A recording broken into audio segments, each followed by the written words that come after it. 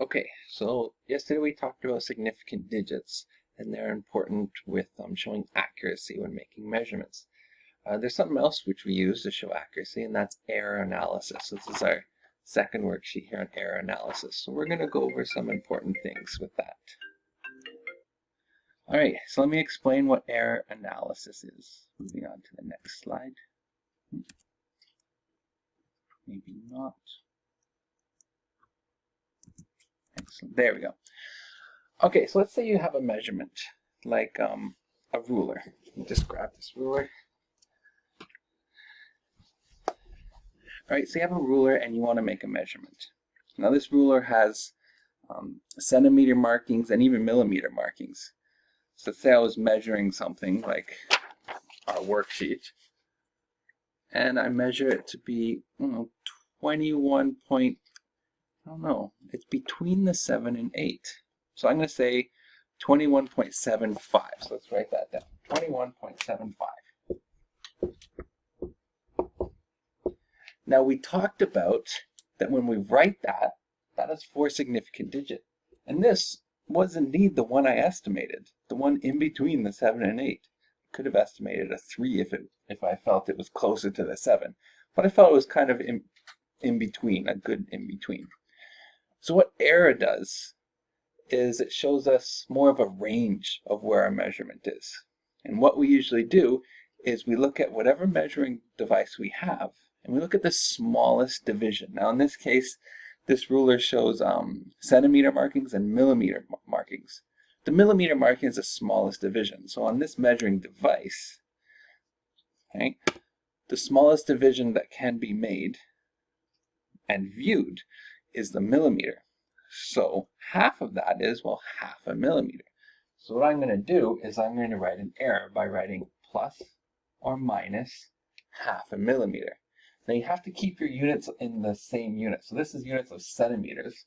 So half a millimeter would be 0. Was it centimeters? Yeah. So 21. So your millimeter would be over here. So 0.05 centimeters. Okay.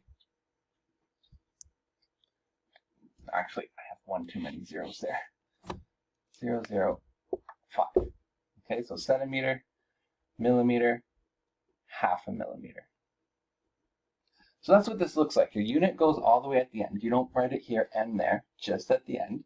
You have your measurement, and then plus or minus your error. So what does this tell you? This tells us, if we do the plus or minus calculation, that our measurement, or the actual length of what it is we're trying to measure, is somewhere in between 21.7 centimeters and 21.8 centimeters. Which was absolutely true. When I measured it, it was somewhere in between those. And so that is what we call an error in our measurement. And we always take half the smallest division. Now it's possible someone might have a much better measuring device. Maybe like if we're trying to measure something small, like the width of a pencil, and I use this, and someone else uses, say, a vernier caliper. Vernier caliper is going to give more significant digits.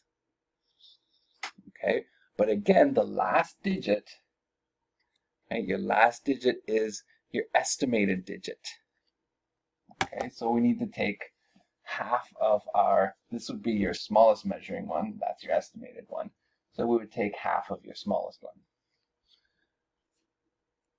All right, let's move on. All right, now let's talk about significant digits of our error. So this is our measurement, and this is our error. Now, notice that I did not write this with 4 significant digits. This is 4 significant digits. Your error is always, always, always 1 significant digit. Except if it starts with the digit 1. Okay, so I have this example on the slide here. Okay, for example, the error is 0.1. That digit is a 1, so we need to add 1 more. So that's the rule. The first digit, if the first digit is 1, we use 2 digits. Otherwise, it's always just 1 digit. All right, also, if we were to write scientific notation, just like with the units we leave all the way out to the end.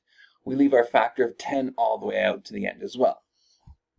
So right here in our PowerPoint, we have in brackets our measurement, plus or minus our error, and then all of that is multiplied by 10 to the 19C. That's coulombs. Don't know if you remember that from either grade 9 or 11 electricity, but we'll get into coulombs more later.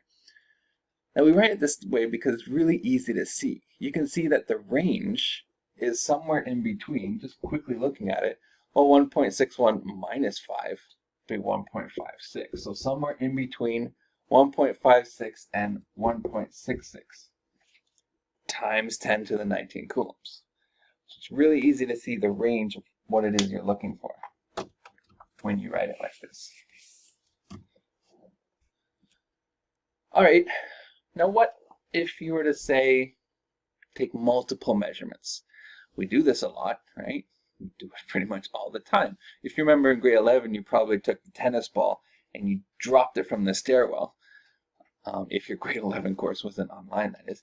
And you dropped it from the stairwell, and you'd use a stopwatch and figure out how long it would take to fall. And then based on that, you would calculate what the acceleration due to gravity is. Well, you wouldn't just do that once, you do it a couple times, maybe even 5, 6, 7, maybe 10 times. And then you would take the average to try and get a better result. So what's your error if you take the average? How do you calculate that? Well, this is how we do it. Let's say we start with 3 trials. So we take 3 times. Here we have T1, T2, and T3. Okay, calculating the average is easy. Add them all together, divide by the number of times you measured. So in this case, 3. And you get an average time of 3.52 seconds. Now the error has to do with the precision. Remember we talked about precision? If you're hitting your target all over the place, those points are very far away. So the average probably has a very big error.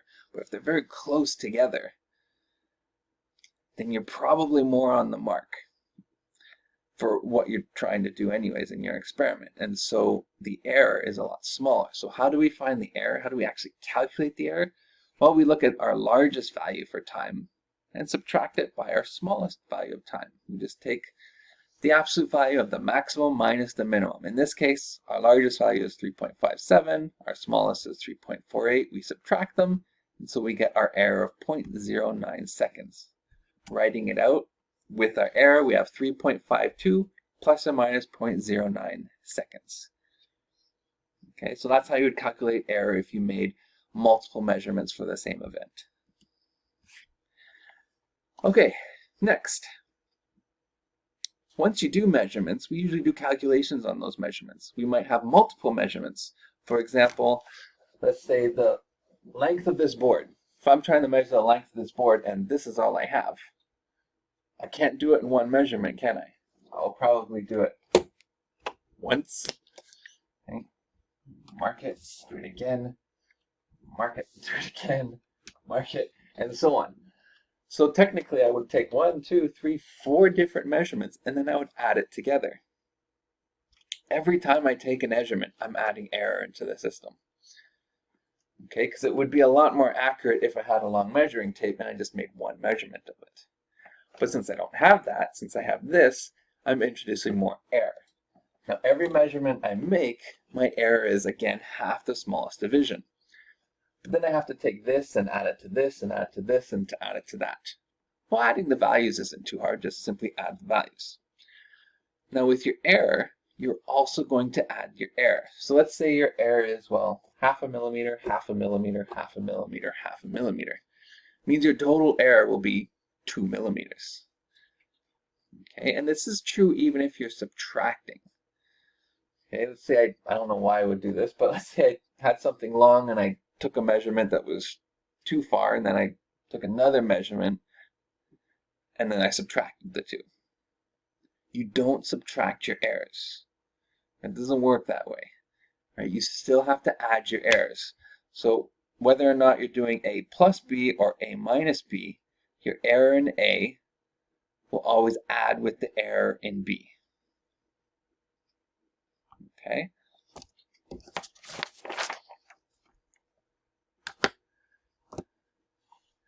All right, moving on. Now, if you're multiplying or dividing, you can actually try this yourself. If you want to expand this, you can actually prove that left side equals right side. But I'm not going to require you to prove that on any test. And in fact, none of this is ever going to be on any test. Where I expect you to actually do error analysis will be on your labs, not your tests. Okay, when you're actually performing measurements and calculations on those measurements, that's where I will expect you to do this.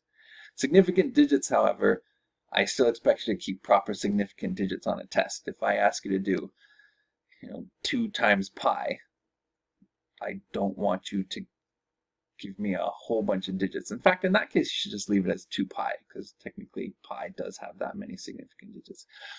But anyways, keep significant digits on tests, but don't worry about error analysis. And also keep units on test. I'm picky about that too.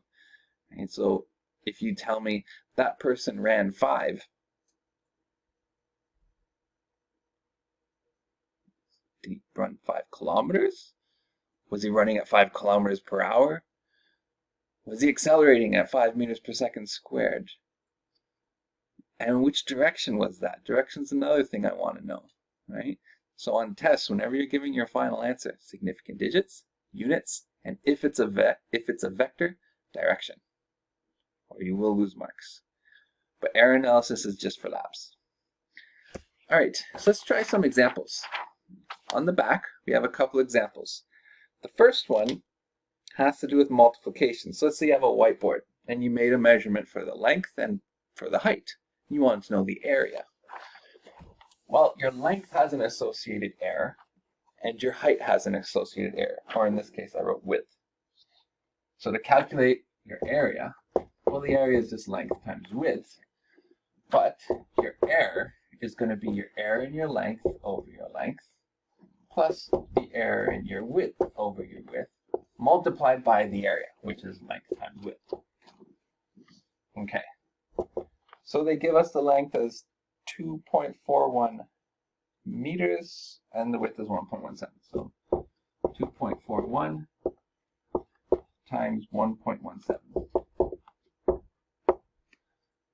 Now our error is the error in length is 0.015 over the length, which is 2.41, plus the error in our width, which is 0.010. I should make this bigger so you can see. There we go. 0.010 divided by 1.17.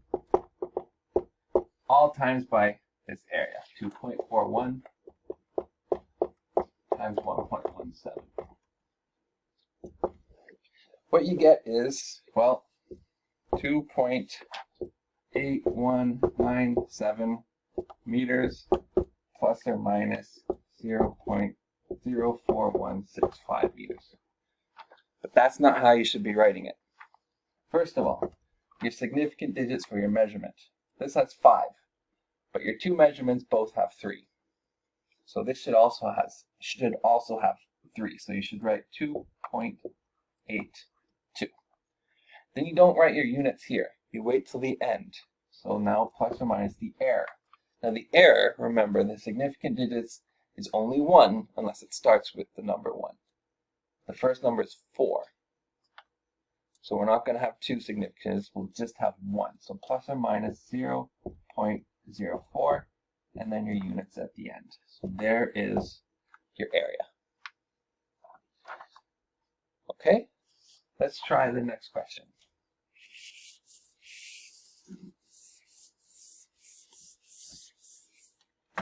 The next question is an average one. So we have 5 different values for average.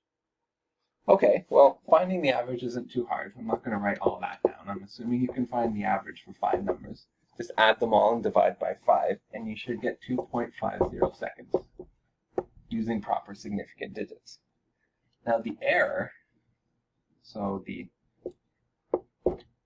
average error, you're going to take the largest value and subtract the smallest value.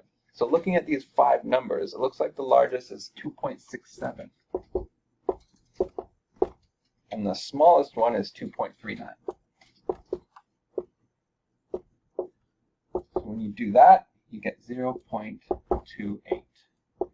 So that means our average time is 2.50 plus or minus 0.28 seconds. All right? Now that's error analysis. Now the challenge question says, well, what if you were to calculate a volume? How would you do that? Well, if you're multiplying 3 numbers together, you're just sort of building on that relationship. So volume would be length, width times height.